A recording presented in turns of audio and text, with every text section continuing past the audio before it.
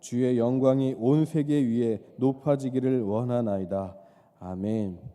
오늘 새벽에도 하나님의 은혜와 평강이 우리 성도님들에게 넘치시기를 주님의 이름으로 축원합니다.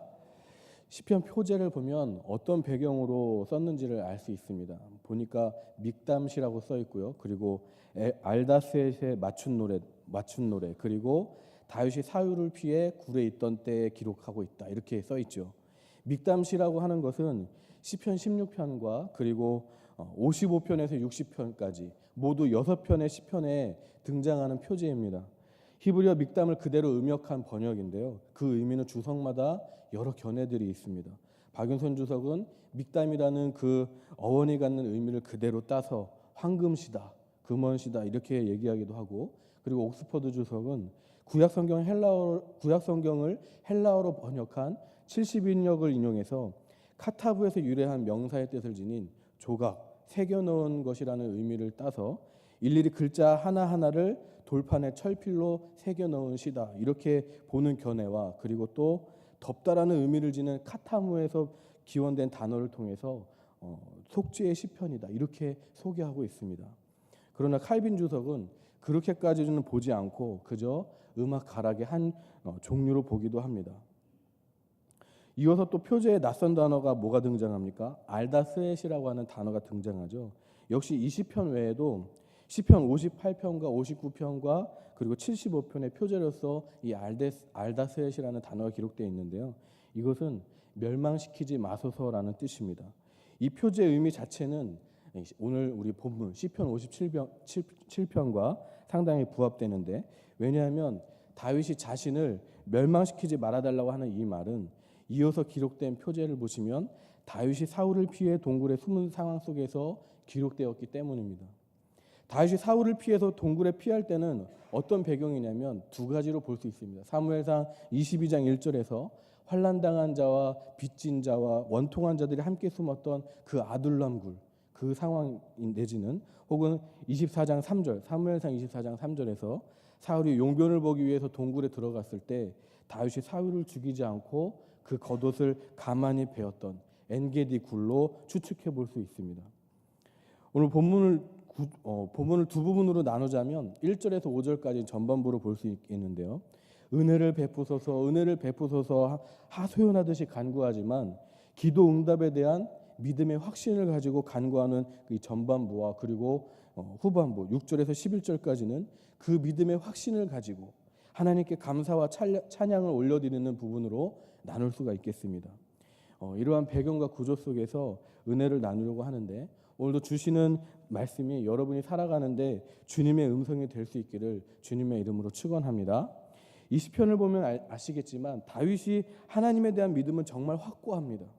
3절에 나를 삼키려는 자에서 나를 구원하신다는 그 믿음을 가지고 있고요. 그리고 6절까지 자기를 해하려는 원수들이 하나님의 도우심으로 자멸할 것이라는 그 믿음의 확신을 가지고 기도하고 있는 것입니다. 그리고 그의 그런 믿음의 확신에 방점을 찍는 표현이 무엇입니까? 7절과 11절에 두 번에 걸쳐서 동일하게 반복되고 있는 구절이죠. 어떻게요? 바로 내 마음이 확정되었습니다. 주를 찬양합니다. 이렇게 기록되고 있죠. 그리고 오늘 시편 57편을 보면 아시겠지만 우리에게 많이 익숙하지 않습니까? 복음성가로도 많이 불리우기 때문에 다윗의 이런 확실한 신앙 고백이 오늘 우리가 찬양을 부르면서 믿음으로 고백할 때, 결단하려고 할 때 많은 도전과 은혜를 주는 구절이기도, 성경 구절이기도 합니다. 근데 지금 다윗의 이 믿음의 확신, 이 신앙 고백은 어느 시점에서 기록하고 있을까요?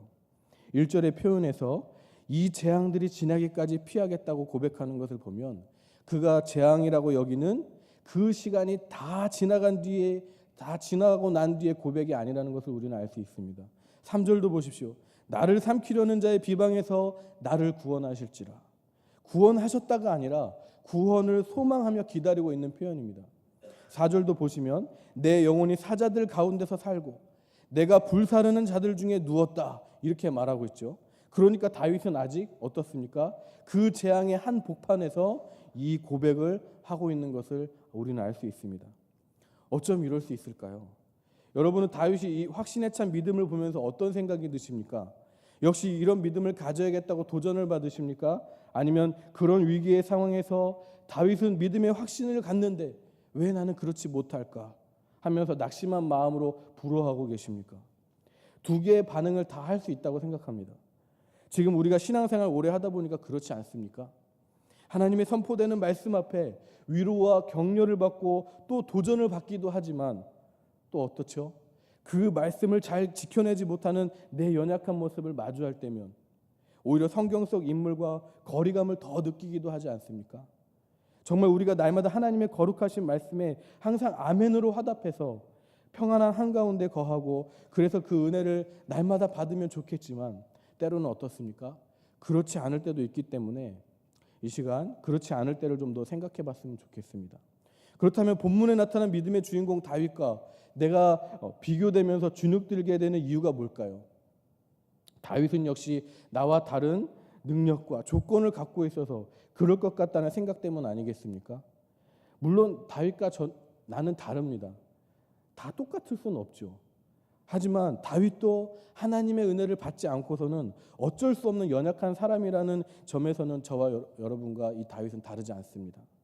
오늘 본문도 그 사실을 우리에게 명확히 보여주고 있습니다. 다윗이 우리와 다르지 않은 사람이다.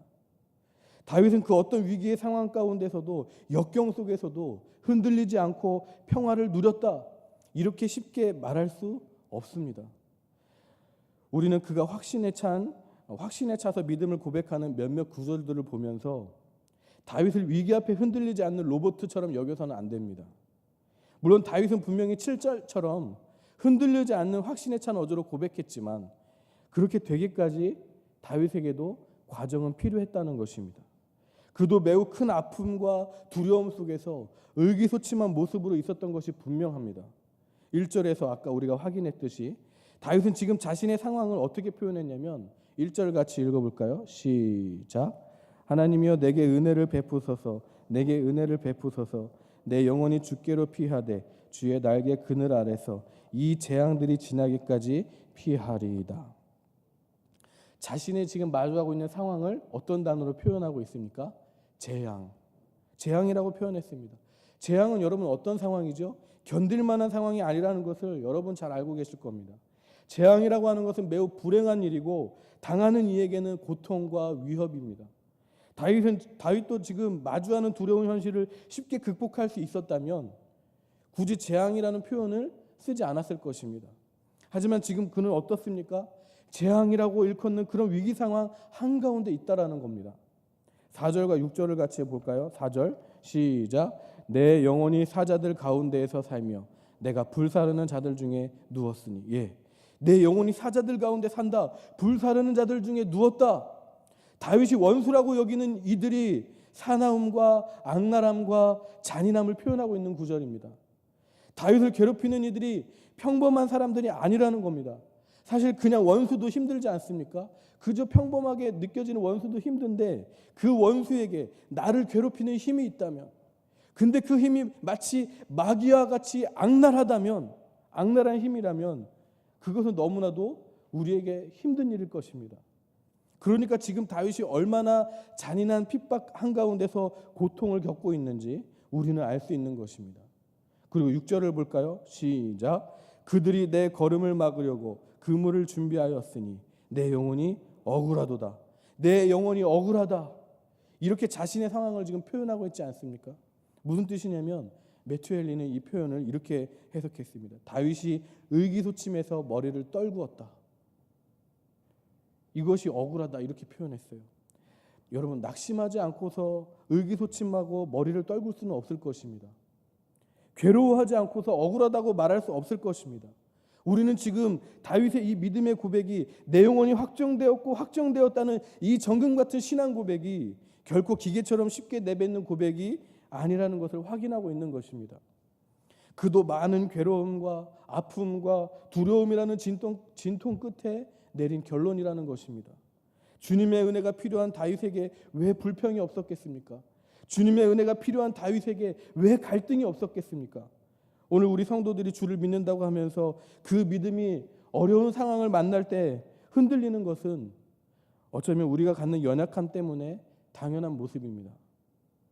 하지만 다윗을 통해 우리는 알 수 있듯이 성도로 부름받은 우리가 갖는 연약함 때문에 그대로 무너지지 않고 좌절하는 것으로 끝나지 않는 이유는 무엇입니까? 우리에게 예수 그리스도로 말미암아 허락된 그 믿음에 우리를 도우시는 하나님의 은혜가 더해지기 때문입니다. 믿으십니까? 우리는 결코 나아지지 않는 환경 앞에 모든 부정적인 생각을 버리고 긍정적인 생각으로 극복할 수 있는 사람들이 아닙니다. 우리는 새로운 마음을 품어서 두려운 마음을 다 몰아내고 담대한 마음으로 설 수 있는 사람들이 아닙니다. 그렇다면 위기 상황 앞에 확신에 찬 믿음을 가지고 선포했던 다윗의 이 고백은 다윗의 노력으로 만들어낸 결과입니까? 아니면 하나님이 더해주시는 은혜입니까? 하나님이 주시는 은혜인 줄 믿습니다. 오늘 저와 여러분의 삶에 하나님이 그렇게 역사해 주시는 줄 믿습니다. 세상이 주는 여러 시련과 고난들 앞에 축 처져 있는 우리의 어깨를 일으켜 주실 분은 오직 하나님 한 분뿐인 줄 믿으시기를 바랍니다. 다윗은 이 사실을 분명히 알았습니다. 나는 연약해도 나는 하나님이 도와주시기로 선택된 하나님의 백성이니까 하나님이 도와주실 것이다. 2절을 같이 읽어볼까요? 시작. 내가 지존하신 하나님께 부르짖으며 곧 나를 위하여 모든 것을 이루시는 하나님께로다. 이 사실이 너무나도 분명하니까, 나를 향한 하나님의 은혜가 온 세상에 가득 찬 것이 너무나도 분명하니까 나를 괴롭히는 저 원수들이라고 하는 근심 덩어리들보다 나를 도우시는 하나님의 인자와 진리가 더 크기 때문에 다윗은 그 재앙이라고 하는 그 한복판에서 하나님을 찬양하지 않을 수 없었던 것입니다. 10절을 읽어볼까요? 10절 시작. 무릇 주의 인자는 커서 하늘에 미치고 주의 진리는 궁창에 이르나이다. 다윗을 향한 하나님의 인자가 너무 커서 하늘에 미치고 다윗을 향한 하나님의 진리가 궁창에 이를 정도로 이 크다는 이 경이로운 하나님의 은혜는 오늘날 우리에게도 적용되는 줄 믿습니다. 어떻게 할 수 있습니까? 아무런 대가 없이 우리에게 허락된 사실들을 보십시오. 아무런 대가 없이 우리에게 허락된 하나님의 인자를 보시기 바랍니다. 어떤 게 있습니까? 먼저 우리가 받은 구원을 보십시오. 하나님께서 우리 안에 착한 행실을 보고 우리 안에 갖고 있는 공의로움을 보고 구원하셨습니까? 회개에도 끝이 없을 정도로 죄인인 우리를 창세전부터 무조건적으로 사랑하시는 그 하나님의 자비로 그 인자하심으로 구원하지 않으셨습니까? 그리고 오늘이라는 하루를 한번 보시기 바랍니다. 해가 지고 해가 뜨는 이 하루를 보십시오. 밤이 지나가고 새 아침을 마주하는 이 시간들은 우리에게 결코 당연히 주어지는 것이 아닙니다. 하나님께서 우리에게 허락해 주시는 기회의 날들인 줄 믿습니다. 하나님의 그 자비와 그 인자하심과 그 진리로 허락된 기회의 날들인 줄 믿습니다. 하나님께서 우리가 하나님께 영광 올려드릴 기회, 하나님께 회개할 기회, 그리고 내게 주신 가족들을 더 사랑하는 기회, 내게 주신 재능을 더 활용할 수 있는 기회, 교회를 더욱더 섬길 수 있는 이 기회, 모든 게 다 하늘보다 높으신 하나님의 인자하심으로 허락된 은혜인 줄 믿으시기를 바랍니다. 그러므로 이제 우리가 해야 할 일은 무엇입니까?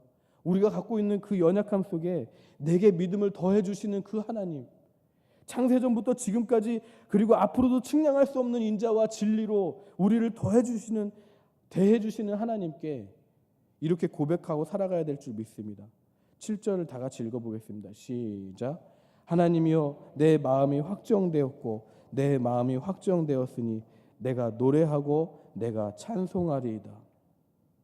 그리고 다윗처럼 내가 당면한 위기와 그리고 내가 당면한 문제와 상관없이 마땅히 올려드려야 할 하나님의 영광을 찬양하는 데까지 저와 여러분은 나아가야 될 줄 믿습니다. 어떻게 해요? 다시 한번 11절을 마지막으로 읽으며 말씀을 마치겠습니다. 시작. 하나님이여 주는 하늘 위에 높이 들리시며 주의 영광이 온 세계 위에 높아지기를 원하나이다. 아멘. 기도하시겠습니다.